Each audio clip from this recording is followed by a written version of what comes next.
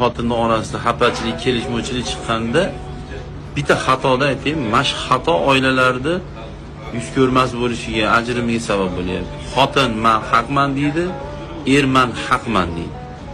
Bu xato bu. Shuning uchun bir ayol kishi ikki pog'ona pastda turavering, xo'p deng. Eringiz nohaq bo'lsa ham bo'ldi, meni kechiring. Xo'jayin, begim, sultonim, kechiring, bilmay shu gap gapirib qo'ydim, shu gap bilmay qilib qo'ydim. Bo'ldi, qaytarilmaydi. Deyishni o'rniga teppa-teng bo'lyapsizlar-da ayollar, teppa-teng. Bu yaxshi narsa emas. Endi aytishingiz mumkin, erim palon qilib yuboryapti, to'kin qilib yuboryapti. Agar sizni tan jarohat qilib, reanimatsiyaga olib borib qo'yadigan darajada qilmayaptimi? Eringiz-ku u sizni. Erda siz xizmatini qilib, roziligini topib, jannatni o'zingizga sotib olavering.